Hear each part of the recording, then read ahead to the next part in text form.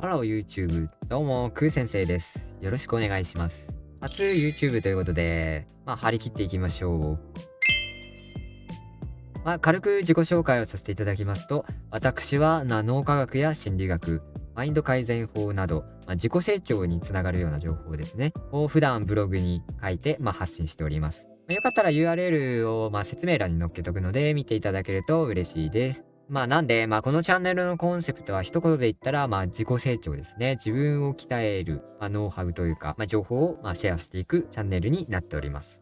要は、頭、脳自体を鍛えて、体全体というか、認知機能とか、情報処理能力、基本的な能力値を高めてって、鍛えた能力をきちんと、どんな状況でも発揮できるように、メンタルを整えていく。あとは、力の使い方、鍛えた力を、うまく使う方法を身につけるために、マインドセットっていうんですかね。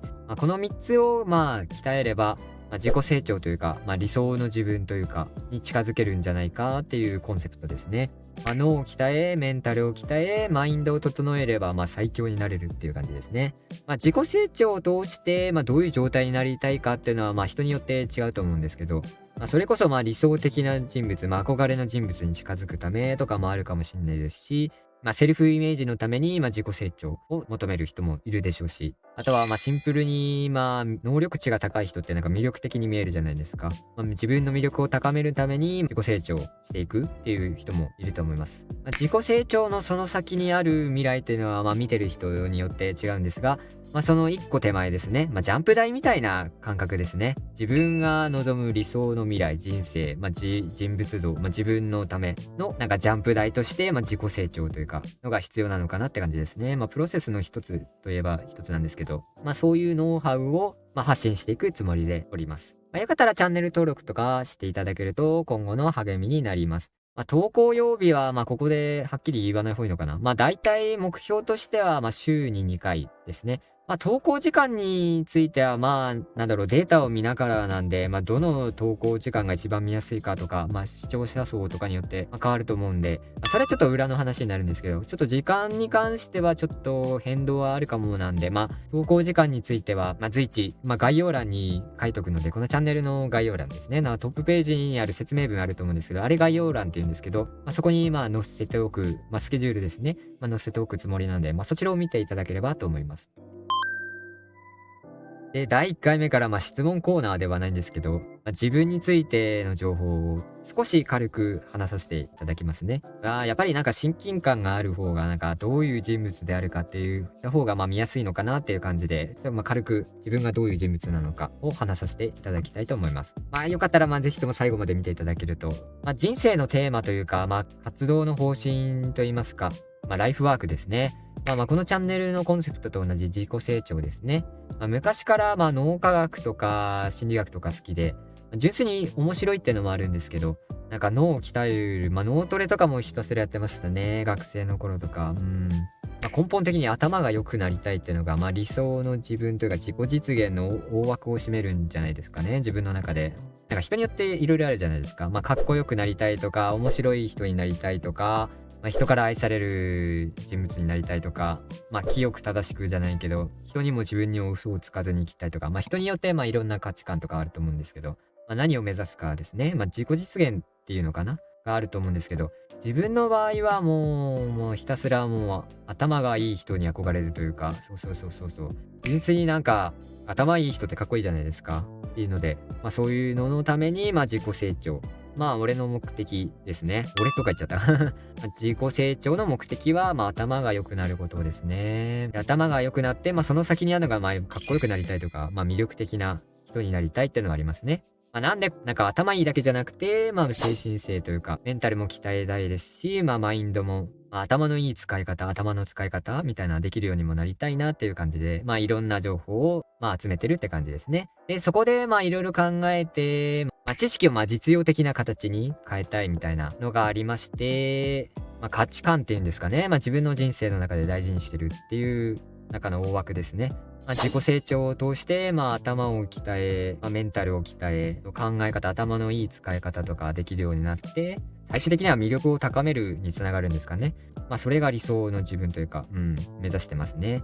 ポリシーとしましては、これは大事にしたいなみたいな情報を発信していく上で大事にしたいのは、やっぱり実用的であることが一番大事なのかなって感じですね。知識をただの情報と終わらせないというか、使えない知識、無駄なものは置いとくのってあんまり好きじゃないんですよね。大事な価値観の中には洗練させることってのが結構上位にあるんですけど、物事の無駄をなるべく削ぎ落としてって、大事なものだけを残して研ぎ澄ませていく、改善を繰り返してより良い形に変えていくっていうのが好きであり、大事にしたいなっていうのがあって、クオリティとか完成度を求めるってことになるのかな。洗練させていく、物事を洗練させていくっていうのが大事な価値観、上位に入りますね。あとは発見ですね。新しい法則とか、これすげえ頭いいじゃんみたいなやり方を見つけるのが得意というか好きでして、例えば最近ですと冬の時期に投稿してるんですが、タオルを濡らしといて、干しとくだけでその加湿器代わりになるみたいなね。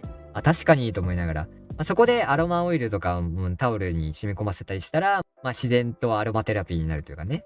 ちょっと見た目はあまり良くないんですけどね。それだけで加湿アロマになるみたいな。メンタルも整えられるみたいな。一石二鳥みたいな感じ。そういうのを見つけるのが好きですね。これってこういうことなのか、みたいな。謎の解明というか発見していくことが好きですね。あとは五感で言ったら、自分の好きを見つけるコツというか、これから他の動画でも深く喋っていくつもりではあるんですけど、一番手っ取り早いのは五感を満たすことであって、視覚、聴覚、嗅覚、味覚、あとは触覚ですね。触れた時の感覚ですね。人によって、五感から得られる感覚の、これが好きみたいなのは、大小程度の差は変わると思うんですけど、自分の場合は、視覚と嗅覚になるのかな。綺麗な景色見たりとか、好きですし、インテリアとか、ファッションとかも割と好きですし、芸術的なもの、洗練されているものを見るとちょっと心が動きますね。かっこいいものとか可愛いものとかセンスのいいものとか、視覚的な快感を得るのが好きというか、あとはさっきもちらっと言ったアロマとかも結構好きですね。いい香りを嗅いで癒されるみたいなね。だから結構いろんな柔軟剤とかシャンプーとか試したりね。ちょっといつも試してますね。結構香りの快感というのは結構好きの上位に占めますね。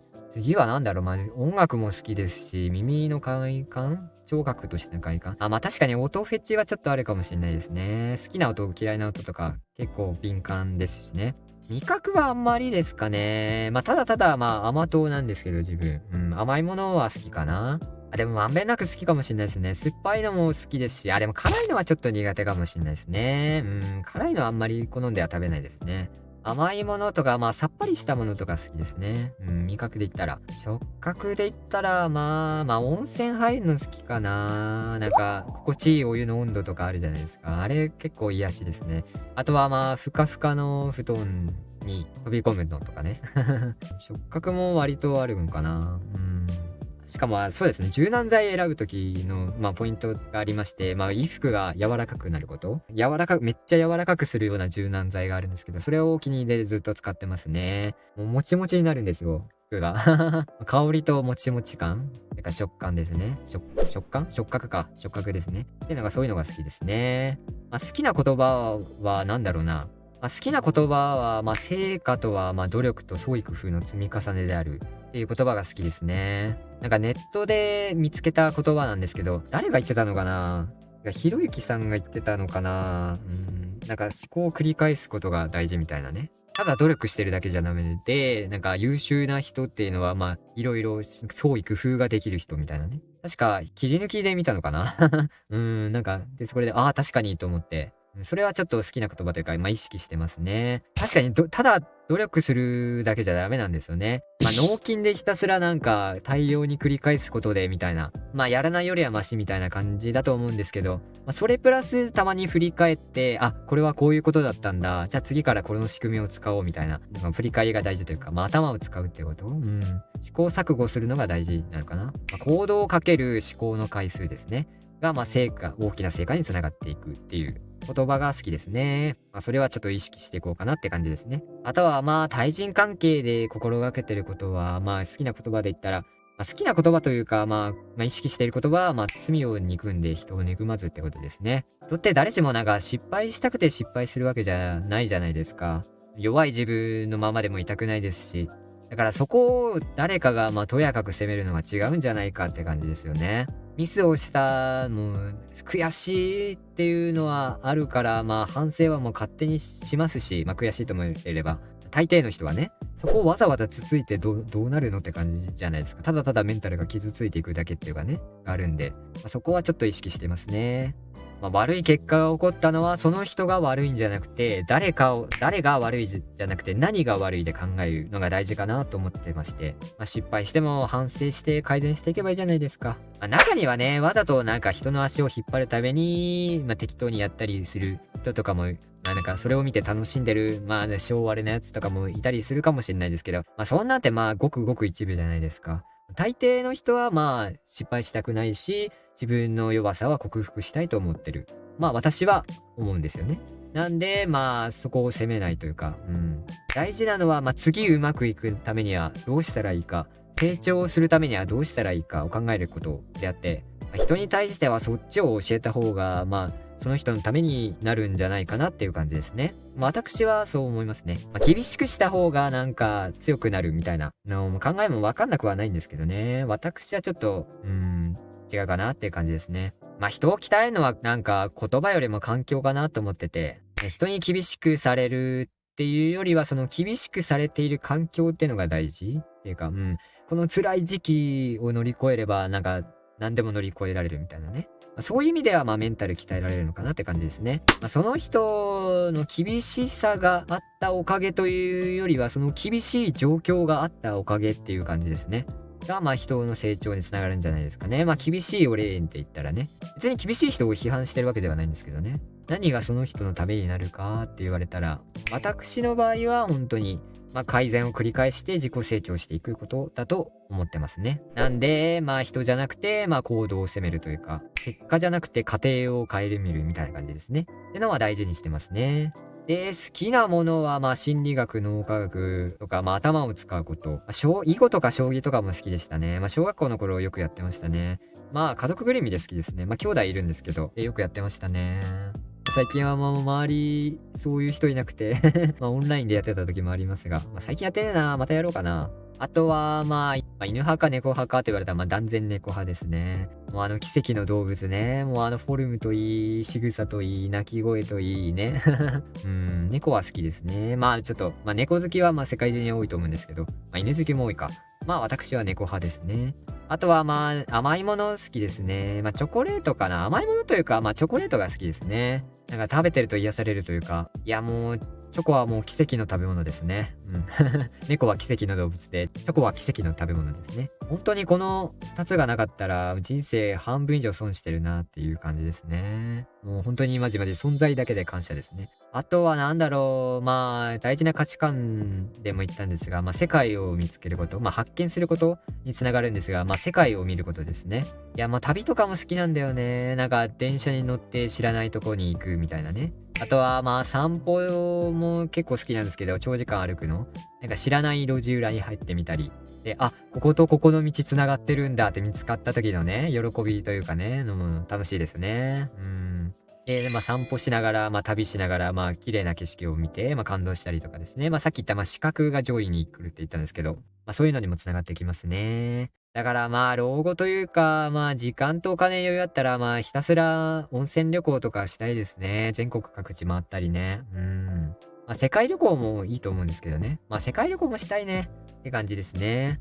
あと好きなものなんだろう。インテリアとかアロマも好きですし、最初に言った。好きな人って言ったら、恋愛だけじゃなく、人として、どういう人が好きかと言われたら、明るい人が好きですね。よく笑う人ですね。逆になんか、クールな人はあんまりって感じですね。なんかユーモア、そう、大事な価値観、なんか当たり前すぎてちょっと言い忘れてたんですけど、自分の中で大事にしてる価値観がもう一つユーモアですね。なんか、アメリカンジョークとかも結構好きで、そう。海外系のそういう映画とかドラマの、なんかアメリカンジョークとかよく言ってるやつとか好きでしたね。フルハウスとかめっちゃドンピシャでしたね。よく見てたな、フルハウス。あとはギャグ漫画とかも好きですね。ギャグ漫画日和とか、ボーボーとかよく見てましたね。あとはお笑い番組で、これ言ったらちょっと年がバレちゃうかもしれないですけど、エンタの神様とか、めちゃイケとかね、も好きでしたし、そうそう、面白いものは好きですね。ギャグセンスの高い人に結構惹かれたりしますね。なんでまあ、ユーモアの理解のある人が好きな人に入りますね。陽キャが好きなのかな、基本的に。もう明るくてよく笑って面白い人が、まあいいですね。もう楽しい人が好きかもしれないですね。まあ、それはちょっとどうでもいいかもしれないですけど、まあ大事な価値観の傾向としてね、そういうのはありますね。そう、クールな人とか、まあ、あんまり笑わない人とか苦手ですね。まあ優しい人とかは、まあ基本誰でも好きだと思うんですけど、でもそうでもないのかな。そういうっぽくて、なんか、そうきつい人が好きな人とかもいたりしますからね。まあ人それぞれか。そう、フレンドリー、なんか、ラテン系のノリの人好きなんかな。どうなんだろうな。まとめるとそうなるな。そうそう。外国人っぽい人が結構好きかもしれないですね。まあ常にニコニコしてるような。で、冗談も言い合えるような。まあそういう人いたら最高ですね。まあ好きな人、嫌いな人とかどうでもいいじゃんとか思わないでほしいけどなんだろうな。まあ、誰と関わるかによってもその人の人物像ってわかるじゃないですか。まあそういう意味でちょっと今喋ってるんですけど、そういう感じですね。はい。まあでも、そうですね。まあ一番はユーモアかな。まああんまり笑わない人、クールな人もいるんですけど、まあそれでもなんか、お笑いは好きみたいな人いるじゃないですか。なんかこっちの冗談が通じるみたいな。そうそうそうそう。そうですね。冗談が通じる人って大事ですね。冗談通じる人は大事だな。って感じですね。はい。まあ、こんな感じですね、自己紹介は。まあ、つまりこのチャンネルは、まあ、まとめると、まあ、自己成長が、まあ、大事なテーマで、まあ、それに関わるような、脳科学、心理学、マインド改善法の、まあ、知識とかノウハウとかを、まあ、情報発信していくチャンネルですね。はい。ぜひとも、チャンネル登録、高評価お願いします。また、まあ、最初もちらっと言いました、まあ、電子書籍も書いてて、まあ、道しるべっていうタイトルなんですけどね。生きる意味の見つけ方、まあ、情熱の感覚の見つけ方、使命感の見つけ方、目標の立て方、あとは、まあ、自分の価値観ですね。を、まあ、はっきりする。まあ、今日の自己紹介動画みたいな感じですね。をするような、まあ、自分への気づきというか、自分に問いかけることで自分のマインドを修正したり、気づきを与えたりするのをセルフトークって言うんですけど、それをセルフトークの、自分の価値観を見つけるための、セルフトークリスト、120個ほど質問あるんですけど、それに答えていくだけで、自分の人生がとか、自分の価値観が見えてくるようになってますね。なんでぜひとも、そちらも試していただければと思います。URL はブログのリンク貼ってあって、そのブログに飛ぶとそこの電子書籍の、リンクあるんで、そちらから見ていただければと思います。ちょっと YouTube に直接貼るとね、あんまり良くないらしいんでね、商品っていうのが。なんだっけ、5000人以上超えてたらいいのかな。なんか直接リンクを貼るのがなんか条件あるらしくて、まだちょっと、始めたばっかりなのでね、もちろんまだ条件満たしてないんで、ちょっと手間なんですけど、ブログから飛んでいただければと思います。はい、というわけで、クー先生でした。ぜひとも、はい。なんで、よかったらチャンネル登録お願いします。よかったらコメントなどもしていただけると嬉しいです。もうコメントはもう全部見るんでね。この成長がテーマになってるんですけど、やっぱり人からフィードバックもらって大事ですよね。コメントとかを見て、それをテーマに話したりとかもするかもしれないんでね。もしよかったら、どんどん気軽にコメントしていただければと思います。はい。てなわけで、ご視聴ありがとうございました。感謝しかありません。また次の動画でもしよろしければ会いましょう。くー先生でした。またね。